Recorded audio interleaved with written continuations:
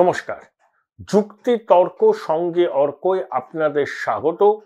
আপনাদের সঙ্গে আমি অর্কপ্রভু সরকার। অভিষেক বন্দ্যোপাধ্যায় কোথায় গেলেন? হি ওয়াজ কনসপিকুয়াস বাই হিজ অ্যাবসেন্স।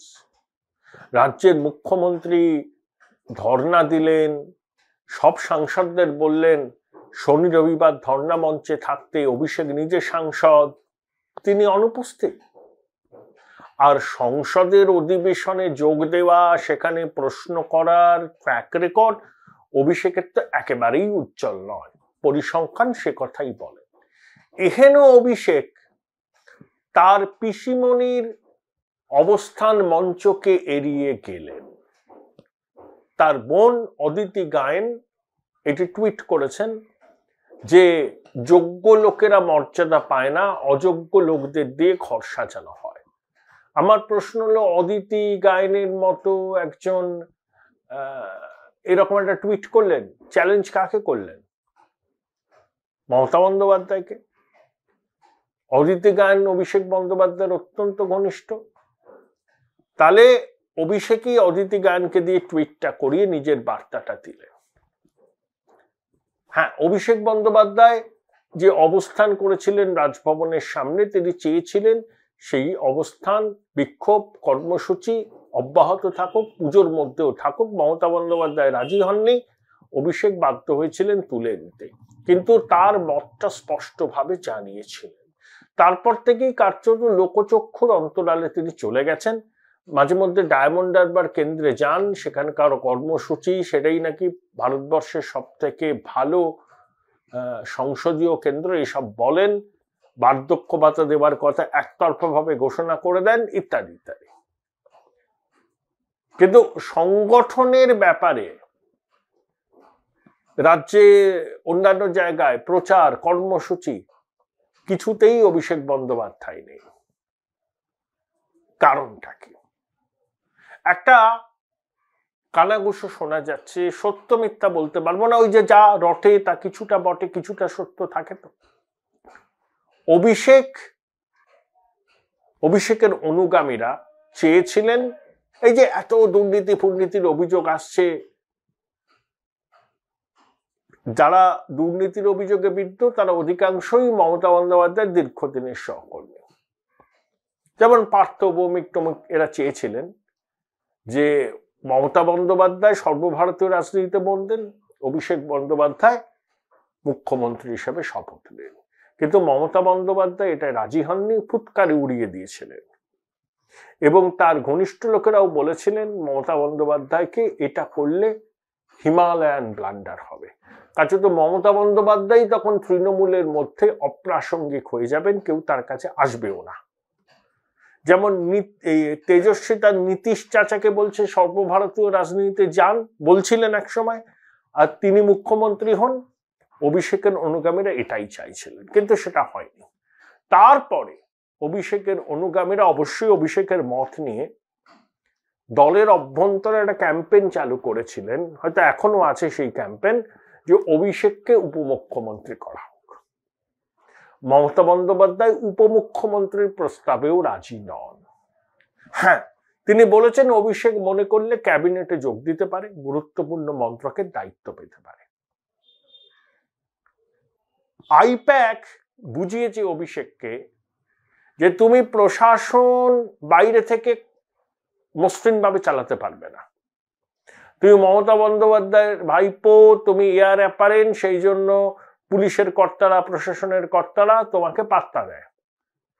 কিন্তু যেই তুমি প্রশাসনের অঙ্গীভূত হয়ে যাবে, যেই তুমি মন্ত্রিসভার সদস্য হবে, তুমি কোনো পুলিশ কর্তাকে ডাকলে বা কোনো আইএস অফিসার, প্রিন্সিপাল সেক্রেটারিকে ডাকলে বা চিফ সেক্রেটারিকে ডাকলে, তিনি কিন্তু বাধ্য তোমার সামনে এসে কথা বলতে। তা অভিষেক ওই বিষয়টা মনে ধরেছে, কিন্তু একজন সাধারণ মন্ত্রী হিসাবে তিনি ববি হাকিমের সহযোগী হতে চান না। তিনি চান মুখ্যমন্ত্রীর পরেই যেন তার মর্যাদা থাকে মন্ত্রিসভায়, কিন্তু সেটা এখনো হচ্ছে না।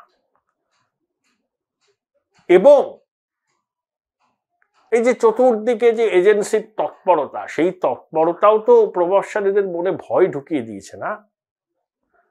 যে আজকে হেমন্ত সোরেন চলে গেলেন, কেজরিওয়ালের বিরুদ্ধে গ্রেপ্তারি পরোয়ানা জারি করার জন্য ইডি আদালতে গেছে এবং কেজরিওয়াল নিজেই তার গ্রেপ্তার হওয়ার আশঙ্কার কথা বলছেন। অনেকে বলছেন তেজস্বীকেও নির্বাচনের আগে ইডি গ্রেপ্তার করবে, যথেষ্ট তথ্য প্রমাণ আছে। আর এ রাজ্যের প্রভাবশালীরা তো একাধিক দুর্নীতির অভিযোগে বিদ্ধ, বিভিন্ন আদালতে গিয়ে তারা রক্ষা কবচ নিয়ে আছেন, তদন্ত চলছে আদালতের নির্দেশে। শিক্ষক, অশিক্ষক, মিড ডে মিল, পুর নিয়োগ, আরো কত কি, খাদ্য ইত্যাদি ইত্যাদি। এখন অভিষেকের ঘনিষ্ঠরা বলেন যে অভিষেক চাইছিলেন যে বালু, পার্থ, মানিকের পাশে মমতা বন্দ্যোপাধ্যায়, কেষ্টর পাশে মমতা বন্দ্যোপাধ্যায় যেন না দাঁড়ান, কিন্তু মমতা বন্দ্যোপাধ্যায় অভিষেকের এই পরামর্শে কান দেয়নি। সেটাও দুজনের মধ্যে একটা বিরোধের কারণ। Join Indian Institute of Hotel Management now. Right choice, right decision. আবার অভিষেক এটাও জানেন, অনেকে তাকে বলেওছেন যে এতই বিরোধ যদি, তাহলে তুমি দল ছেড়ে দিয়ে আলাদা দল করো, বুঝি তোমার কত দম। সেখানেও অভিষেক কনফিডেন্ট নন, কারণ এতদিনে হয়তো অভিষেক বুঝে গেছেন নিজের দমে তিনি কাউকে জেলা পরিষদেও জেতাতে পারবেন না। জিততে গেলে ওই সবেধন নীলমণি মমতা বন্দ্যোপাধ্যায়ের ছবিটি দরকার। তাই দূরত্ব বাড়াচ্ছেন, নিজের অনুগামীদের কেউ পরিষ্কার বলে দিয়েছেন এখন তিনি ডায়মন্ড হারবারে কনসেন্ট্রেট করবেন। সেখানে একটা কারণ আছে, নওশাদ দাঁড়ালে অভিষেক চাপের মুখে পড়বে। 3,20,000 ব্যবধানে জেতার গল্প তখন গল্পই থেকে যাবে। অভিষেক চাইছিলেন সংগঠনের রাশ পুরোপুরি তার হাতে তুলে দেয়া হোক, লোকসভা নির্বাচনের প্রার্থী তালিকা তিনি তৈরি করবেন। সেক্ষেত্রে অনেক সত্তরোর্ধ্বকে তিনি বাদ দিতেন। আমি শুনলাম এক সত্তরোর্ধ্ব ব্রাহ্মণ সাংসদ, আমি ব্রাহ্মণটা ইচ্ছে করেই বললাম, তার নামটা আমি বলবো না, যিনি একসময় বিজেপির নেতা নেত্রীদের ডেকে খাওয়াতেন 20 বছর আগে মন্ত্রী হওয়ার জন্য বাজপেয়ী জমানায়, তিনি নাকি বিজেপির শীর্ষ নেতৃত্বের কাছে তদবির করছেন পরিস্থিতি বেগতিক গেলে তাকে যেন কোনো রাজ্যের রাজ্যপাল করে দেওয়া হয়। তো এই হচ্ছে সিচুয়েশন। আচ্ছা, লোকসভা নির্বাচনে তৃণমূল খারাপ ফল করলে কে সবচেয়ে বেশি আহ্লাদিত হবে, কে বা কারা? আর বিজেপি তো হবেই, বিজেপি তো তৃণমূলের রাজনৈতিক প্রতিপক্ষ, তারা তো তখন রক্তের স্বাদ পেয়ে যাবে বাংলায় ক্ষমতা দখলে। আরো কয়েকজন বা বিশেষ একজন যার পর্নায় উল্লসিত হবেন। কেন জানেন? প্রমাণিত হবে যে মমতা বন্দ্যোপাধ্যায়ের নেতৃত্ব আর ভোটের বাজারে কাজে লাগছে না। মমতা বন্দ্যোপাধ্যায়ের সেই জনমোহিনী শক্তি হারিয়ে গিয়েছে। তখন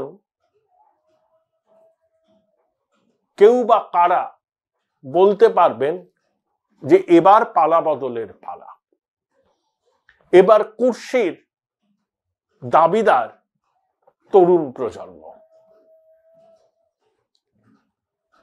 এই যে কারোর নিজেকে গুটিয়ে নেওয়া, আড়ালে চলে যাওয়া, শুধুমাত্র কয়েকটি জায়গায় ঘোরাফেরা করা, অর্থাৎ ফলাফলের দায়ভার নেব না। এটা একটা জিনিস প্রমাণ করে যে তৃণমূলের অনেকে বুঝতে পেরে গেছেন নির্বাচনের ফল খারাপ হবে, সেই খারাপ ফলের দায়ভার নিতে চাইছেন না। যাই দায়ভার হোক সেটা মমতা বন্দ্যোপাধ্যায়ের হোক। তারপর প্রত্যাশা মতো ফল না হলে, 2019-এর তুলনায় ফল খারাপ হলে, তারাই তো বলতে শুরু করবেন যে এনাফ ইজ এনাফ, সামনের বিধানসভার ভোট, এখন নতুন প্রজন্মের হাতে তুলে দেয়া হোক ক্ষমতার ব্যাটন। তখন তৃণমূলের মমতাপন্থীদেরও এই প্রশ্নের উত্তর দেওয়ার মতো জায়গা খুব একটা থাকবে না। তারা রক্ষণাত্মক অবস্থানে চলে যাবেন, হয়তো অনেকে অবসরের গ্রহে চলে যাবেন। যেমন এখন থেকে কিছুটা আন্দাজ করে কেউ কেউ রাজ্যপাল হওয়ার জন্য বিজেপির কেন্দ্রীয় নেতৃত্বের কাছে দরবার করছেন। তবে ফেব্রুয়ারি মাসে এজেন্সি যদি কোনো কঠোর পদক্ষেপ করে প্রভাবশালীদের ক্ষেত্রে, যেমন হেমন্ত সোরেনের ক্ষেত্রে তারা করেছেন, শোনা যাচ্ছে কেজরিওয়ালের বিরুদ্ধে করবেন, তাহলে তৃণমূল সিঙ্গেল ডিজিটে নেমে যেতে পারে বলে অনেকে বলছেন। কারণ সেই আঘাত থেকে তৃণমূল ঘুরে দাঁড়াতে পারবে না। যারা ভোট করান, যারা ভোটের দিন দাপিয়ে বেড়ান, তারাও সংকুচিত হয়ে যাবেন যখন দেখবেন প্রভাবশালীরাই আর নিজেদের সুরক্ষিত রাখতে পারছেন না।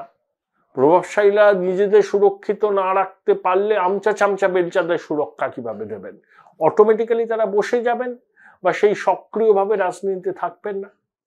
তাই অনেক কিছু হতে পারে। এই সমস্ত প্রেক্ষিতকে বিচার করেই দেখতে হবে অভিষেক বন্দ্যোপাধ্যায়ের এই মমতা বন্দ্যোপাধ্যায়ের অবস্থান মঞ্চের অনুপস্থিতি এবং তার ছকটা কি। আমি রাজনৈতিক প্রেক্ষাপটটা বিশ্লেষণ করলাম, অনুমান, বিটুইন দ্য লাইনস, তৃণমূলের বহু মানুষের সঙ্গে কথা বলে, যারা রাজনীতি সম্পর্কে খবরাখবর রাখেন তাদের সাথে কথা বলে এই ধারণাটা আমার তৈরি হয়েছে যে অভিষেক সুনির্দিষ্ট কিছু বার্তা বিভিন্ন মহলকে দেওয়ার জন্যই সচেতনভাবেই মমতার অবস্থান বিক্ষোভ কর্মসূচি থেকে নিজেকে দূরে সরিয়ে রেখেছেন।